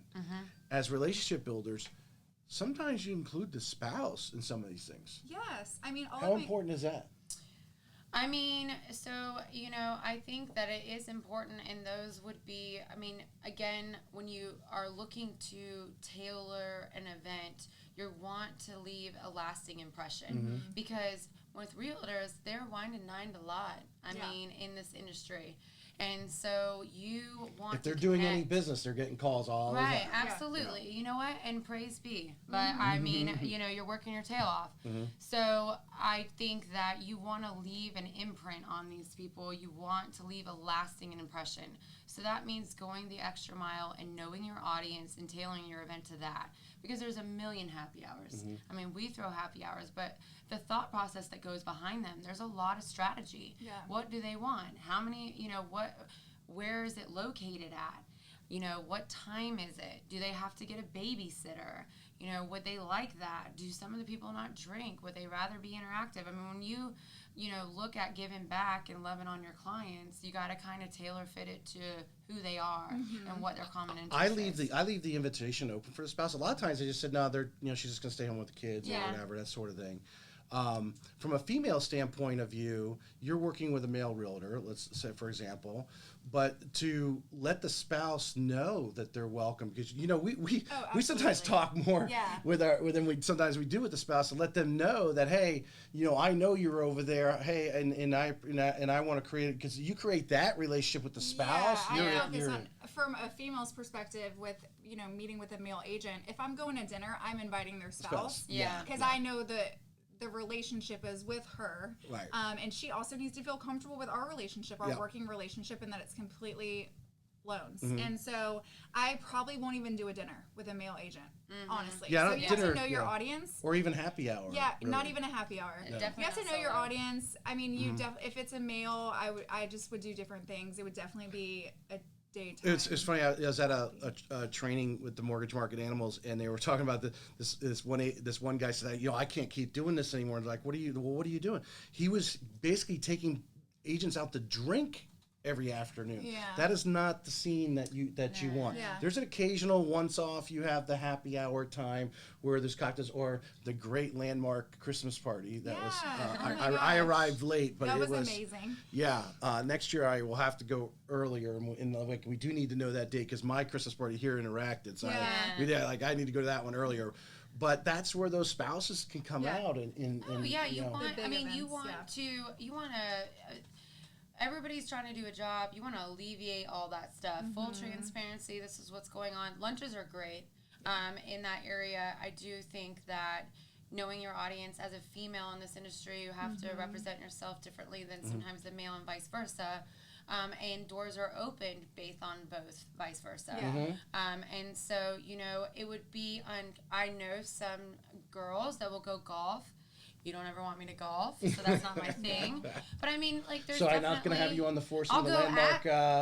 I'm going to be on a golf cart going around making sure everybody's good. Definitely not. Nikki is an amazing Nikki's golfer. a good golfer. She plays TPC and stuff. I'm like, I can do putt-putt. Quick question from the audience. Oh, good. Yeah, go for it. Once you have the client, this is from Chris Morrison, the referral agent. We'll call it referral agent. What do you do to retain the client once you have created that relationship? Good question. Oh, who's taking that? That's Chris Morrison. I like that one. Okay. Thank you, so, Chris. What you do to retain the client? Well, I mean, be yourself. Build that rapport. Build that relationship. Be yourself up front. Don't ever be somebody that you're not. Don't try to pretend to be somebody that you're not. Because you got to build trust first. I mean, when it comes to us, whether we're working with LOs or we're working with realtors, you guys have, we're the end. Yeah. We got to take this baton home. So you want to be able to have a relationship with somebody that you trust, and consistency is key. So for you guys, it's the same. Yeah. Remaining who you are, communication style, because if you were communicative all the time and then all of a sudden dropped off. Well, let's split that question a little bit, because you're a little different. You're dealing with hundreds of agents. Right. What are you doing, as Chris was asking, to maintain that? Because you got hundreds of plates to spin. What is Landmark doing, or what do you do to... So you've got, with Landmark, our setup, and, it's great to have our leadership team and David as the person that steers this ship, because everything is top down. And so how he's kind of set up Landmark is, we're all our own entrepreneur, but we're rowing the boat the same way, and it's the Lanemark way. Right. And so for that, we've got areas. So I come in and I'm support for, Will and Nikki who have these long standing relationships, and then new relationships that are brought in. I constant communication, letting them know where I'm at. How can I help you? What are you trying to do this year? Quarterly planning. Let's, who are you targeting? How can we come together and target those people together? How can we come in and, create more value based on what you do and I do, and package it together so that we continue to sow into our clients? You used a word there, and we've said it a couple times already, value. It is. Value. Right? Yeah. So, Kayla, how do you, I don't want to spill the beans, but most beans are anyone you can gonna write a spill? loan. Okay, I can teach almost anyone to write a loan, but what is the value? Yeah. How do you express the value, or what do you bring to the table, and express that, as Chris I think is really asking? Because if you have value, they keep coming back, right? That's right. So I think that what I do that might be I think maybe all LOs should do is the value that we should bring is the educational piece. So in the beginning of any conversation that I have with any buyer, I really like to take that call and take my time, even though we're all so busy with life, and really educate them on the process. I feel like if you educate them from start to finish on the process, because a lot of people don't know what it takes to get a loan and what that looks like. And then they're getting emails from every level throughout the process, and they're confused. They're like, I'm sorry, is this person with you? But if you take that time in the beginning and educate them on the entire process and let them know that if you're ever confused on the process, you can reach out to me and I will let you know who you're supposed to respond to. And if you don't want to respond to them, I'll respond for you. But I think the education piece is a lot of something that people don't spend the time in the beginning, and it creates a lot of confusion. And how you retain an agent is by educating their buyers on the loan side and making them feel 100% secure that you're providing that level of service that you promised. And I feel like that all stems from like the beginning conversation and educating each buyer. The inches are all around us. Yeah. And I was just saying, as the two of you were talking, so what are some of the inches that I do? Just one thing I consistently do is when I evaluate, like you talk about educate the buyer, when I evaluate their credit report and it's 697, I'm like, you know what, if you're over 700, it's going to be a lot better pricing. Yeah. What can we do? And obviously we have the software, I'm sure you guys have access, where we can go in and say, what do we need to do to get 3 points? Yeah. Or hopefully 43 points and get you over 740, but those little inches that might take us a couple of minutes to evaluate and present to the borrower, whether they take them or not doesn't matter. Yeah. But the fact that you said, you know what, I care enough about you. Right. What would it take you to put you in a better loan? Customer for life. Yeah. It's, and it takes a lot for us because we're on the phone all day. So taking that, 15-minute call and really just ignoring every call for that first time buyer or whatever their situation is, they're your customer for life. You'll retain them forever because you took that time and made them feel special and really, spoke through each moment in the process. One other thing, too. Oh, we got another question? Oh. Is this another Chris Morrison? Popping up a lot. Oh, okay. Gosh. We're getting So, is there a chance we could do a live TikTok video with Tracy? Live TikTok video? That one might have to be edited. Okay. Yeah, I don't know about that. Yeah. Do we have some shots? We have to just start doing some. Do they have some recommendations? I'll tell you what. At the next Real Producers, Let's do the Beyonce we'll do drop. some shots. We can do that. Yeah. We can do that. Beyonce drop. Let's do it. All right, now let's talk about. I'm going to finish with this. This is kind of a general marketing thing that either you just like to do, maybe you've been taught to do, whatever it may be. But I think a lot of people in relationship marketing, this is kind of the icing on the cake that keeps it going for years and years. And I think of I had his name the other day. I was actually reading the articles about him. The gentleman who sold like 13,000 cars in his 15-year career. He had one record year, 1,400 cars. And the thing he would do is every month he was sending them a handwritten card. Now, okay. he had a team eventually that were handwriting these cards because there were so many of them. And he's actually a motivational speaker. You can hire him to come around and do it. I try to get everyone's birthday. And I send them some brownies. That's mine. And Kayla, your birthday's coming up, so you will be getting some of those brownies because Kayla did her loan with me. She bought them. Yeah, she'll get some brownies. So I don't have Brit's birthday. She'll have to give that to me so I get her on the list. But what are some of those things that because in our business people aren't buying homes every month. They don't buy homes as often as they buy cars. What are we doing to keep those long-term relationships not only with our past clients, but also the agents who are also our clients, or who we've created this relationship? We may not go out to dinner all the time. Right. Maybe we didn't get to spend time at the Christmas party with them because there was a lot of people at that Lanemark Christmas party. What are we doing on a regular basis to say, hey, I know you're out there.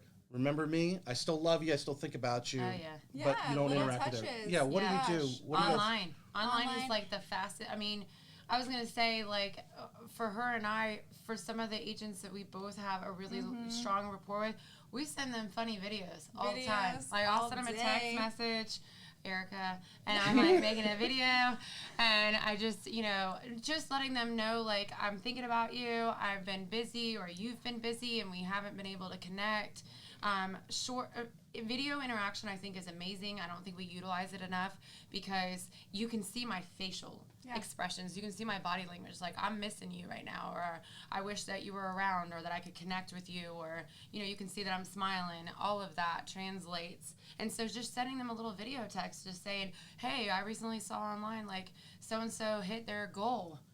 I was listening to something on a podcast the other day, and I was like, wow, when I get my second assistant and I have time to do this, but one of their recommendations is, because we are sort of Facebook stalkers in a way. we go on and we check people out and what they're doing, especially people we want to meet, or obviously our regular people that we're interacting with. Their stuff is always popping up in front of them.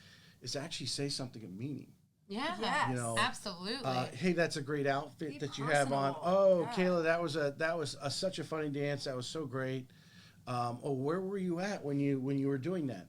Whatever it is, but that you're actually interacting and paying attention to them. Absolutely. Yeah, I mean, and also, with everything that's gone on, the past couple of years, because of COVID, it's like, you see online, like, you can see when agents are homesick, you can Instacart some food to their house. It don't take much. February 17th cool. is National Kindness Day. Think of some of your agents that you want, or, customers that you really want to love on, because 2022 hasn't been awesome. 2021 hasn't been awesome for everybody. Some people it has, but some people have had a lot of hardships. They've lost family members and all kinds of stuff. So taking that extra mile to slow down and say, hey, I'm seeing that you're going through this, and I just want to tell you, like, I'm thinking about you, and here's X, Y, and Z. It does nothing for you. I mean, like, it's simple. It's just very, like...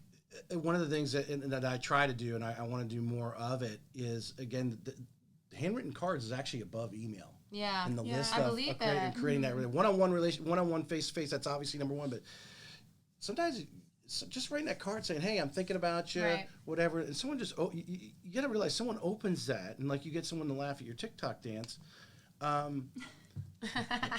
It brings a smile to somebody. There's someone that's just saying, hey, I'm thinking about you, because maybe they are having that bad day, that bad week, or whatever it is, and just say, just thinking about you. Yeah. Everybody's always going through something. I mean, it's you nice can't to be tell thought me. of. Yeah. And it's like taking that extra step. I mean, it just solidifies that there's something here that's relational. So, Kayla, what do you do on that same regards? Do you do anything unique, special to your past clients? Now 3 years, you've got past clients, you've got people that are involved in best buddies and so forth.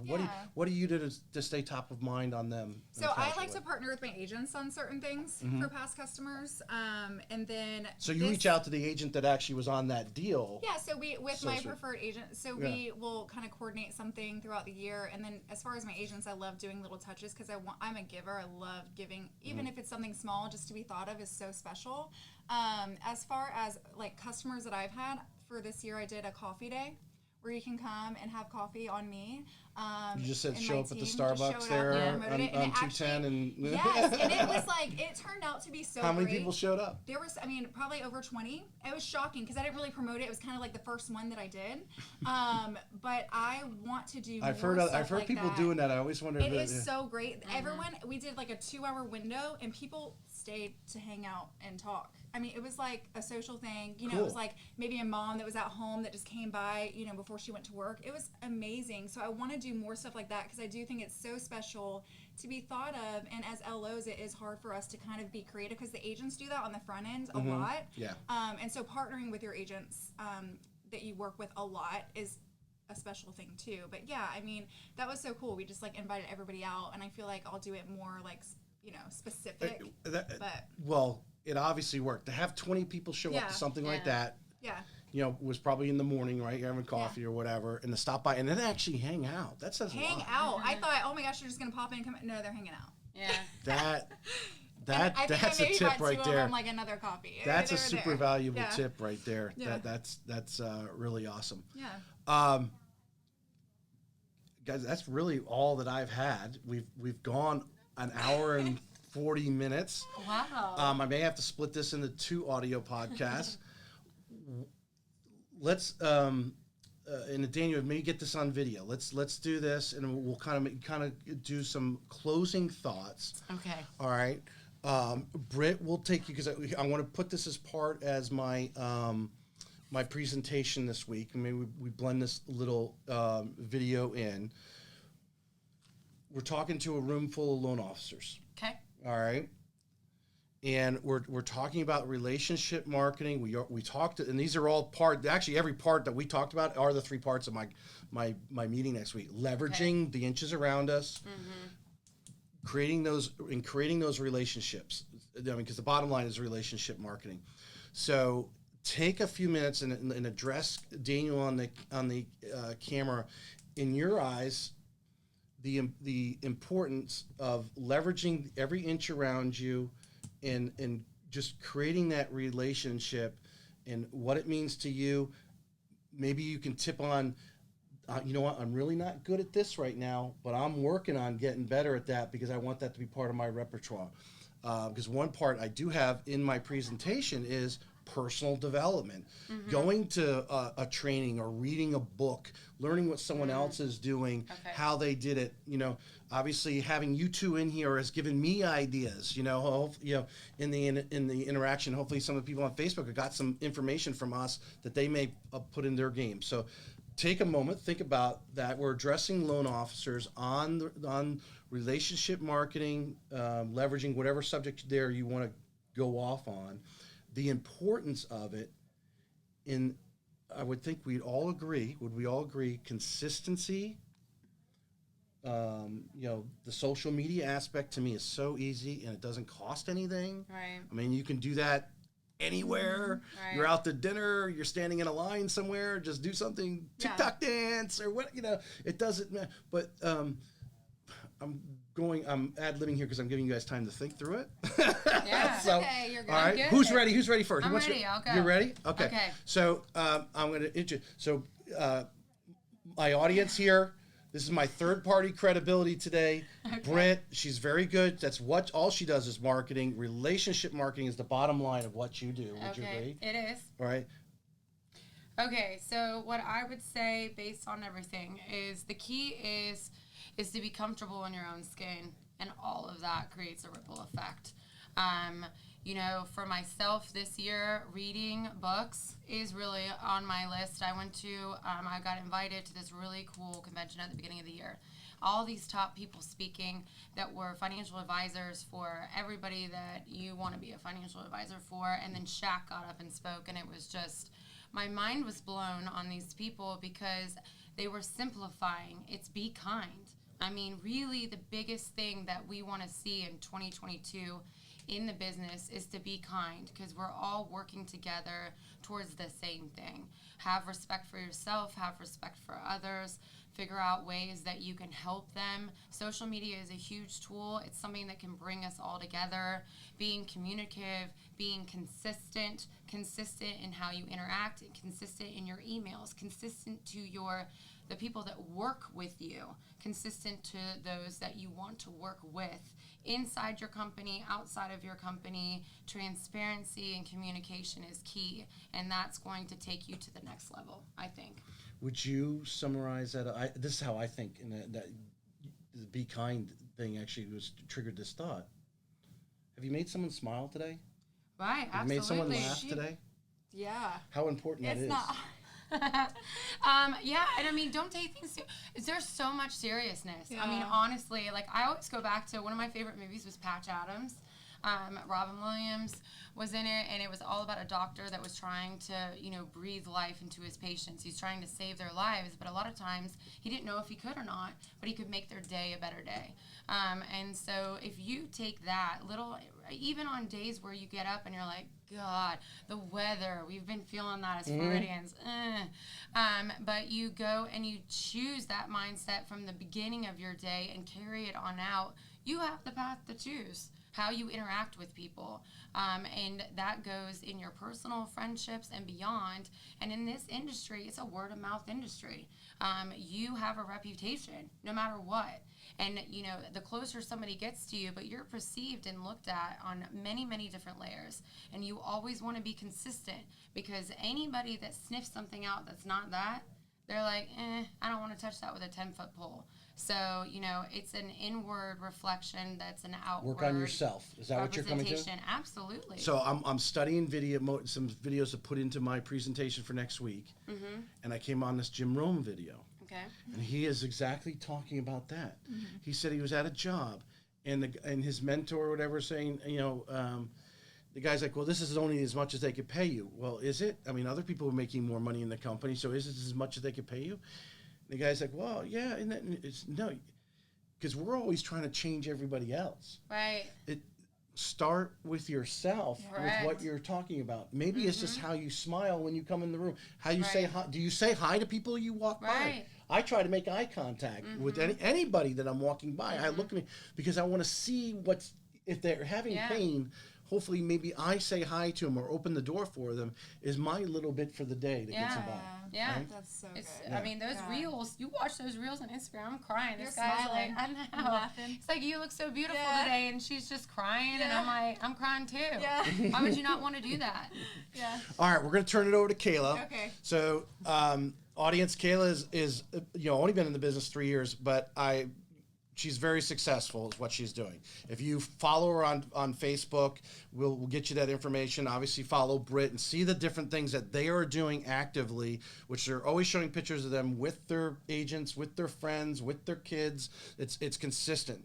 So, Kayla, address this loan officer group that I'm going to be talking to next week on kind of summarizing what we're talking about, whether it's leveraging. What are some of the key things that are just so important that you implement every day in your business? So every day, I think it's really important to talk about how you're going to make yourself better in our business. So we go back to that. But every day, I really do think, how can I be better for my agents? How can I be better and explain to every single buyer that I talk to every single day?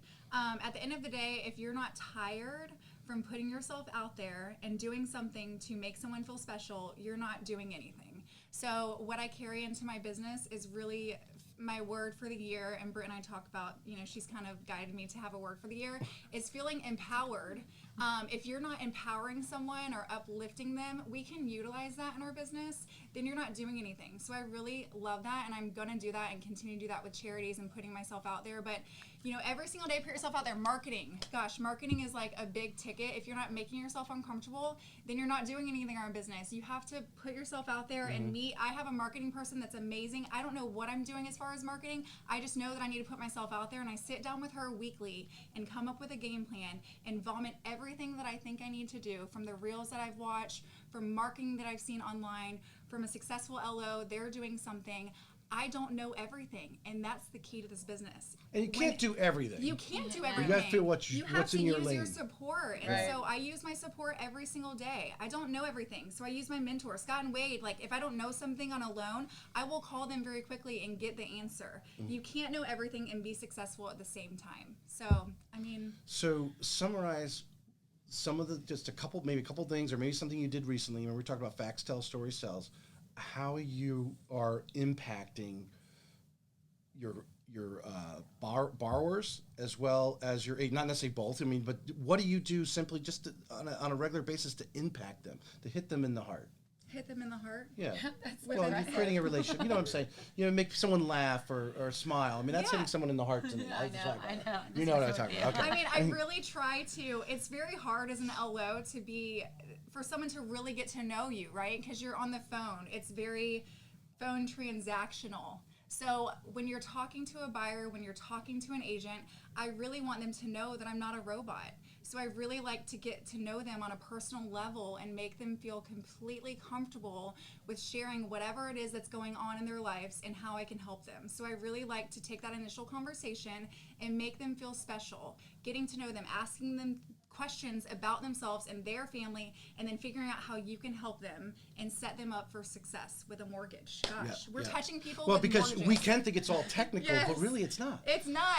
That's maybe 10% of what the Yeah. whole thing is. Yeah. It's the others answering the phone, responding to them, Yeah. listening to their question, as silly as sometimes it may be, or the question we've heard thousands of times. Yeah. And we're like, oh my goodness, but you have to listen to that. They understand that you may get that question 1,000 times and just too. being present in your conversations, not just going through because you're so busy. You really need to be Right. present with people and make them feel like you actually care. Right. Yeah. I think nothing more impresses them than when you, hey, I'm at my son's ball game, but Oh my but I gosh. picked up the phone. Yes. They're like, what are you And I doing? say, And hey, I'm like, and most people Yeah. are immediately like, oh, just Call call me me back. afterwards. Yeah. But just the fact that you did that told Right. them that they're important to you. Right. 100%. Right? You're a real person, but they're important because they're buying a home and that's your job. And so, yeah, I mean, I answer at all of my kids' sporting events. Anything personal, I will text them or pick up the phone. And it's shocking, that we do that because not a lot of people will do that. Right. And that sets you Right. apart in this business. To me, my attitude with that, and I know a lot of people have different, like you said, different opinions. Like, I have my time. No, God, I don't even know what that is. loan, Yeah. that loan is my kid's time. Yeah. That's If right. you're driven to put your kids through college, if you're driven that your kids are going to have a better life than you, could be thousands of dollars on that phone call. And my kid will appreciate it. He'll appreciate me missing a couple minutes of his game to at least just pick up the phone Yeah. and say, I'll call you back. Or text him. Yeah. Yeah, and text it's me, not- hey, I'm at my kid's ball game. I'll call you right back as soon as it's over. Yeah. All you have to do. Yeah, it's not just a deal. It Yeah. is providing for your kids. And as a single mom, I really love to pour into my kids. And so taking each deal and treating it as if it's something that is, going to impact their life and empower them. I mean, they've seen me as a mom on the phone 100%. working with customers and they Yeah. want to do what I'm doing. I mean, that is so cool as a mom. That feeling is just... I worked at home so long when I was with Quicken Loans and Loan Depot. Yeah. So my kids when they were very little, they would repeat when I pick up the phone and say, Yeah. thank you for calling Quicken Loans. They start repeating that because they are listening to you. listen to They everything. are seeing it. Yeah. And I imagine the two of you as single moms, Yeah. the challenge that you already have in your day-to-day basis and Yeah. juggling your time and so forth. It's so important for your kids to look up to you. Yes. Absolutely. And then when they say they want to go to Disney World, Mm-hmm. you took that phone call when your kid probably didn't even know you took the call during the game, so that you had no problem buying the Disney Taking World them. tickets. Yeah, that's Didn't so even think about rewarding. it. Oh, Yes. yes. That is the Gives me, rewarding. That's the like- reward, I think. Yeah, no doubt in my mind. Yeah. Ladies, this was an amazing show. I'm actually probably going to have to split it up into two since we went 2 hours. I know Daniel has to run, so I will do this. We'll give this high fives. Yes. We got a lot of comments saying we love Brit and Kayla, my favorite. Oh, well, thank you. Oh my God. Boss ladies, love these two. Okay. Aw, Awesome. That makes me feel Oh my great because God, I you're was gonna make us cry. I didn't even know we could talk for 2 hours on a. Yeah. I know we were like, what are we gonna Like, say? oh Jim my Rohn, God. not Jim Rohn, Rogan goes 3, so sometimes 4 if you go on some of his shows. okay. He's actually talking that long, but appreciate everyone that was listening. Please Yeah, like and thank share. you. Make comments for the ladies. Their social media will be in the podcast notes as well. And I appreciate everyone listening today. All right.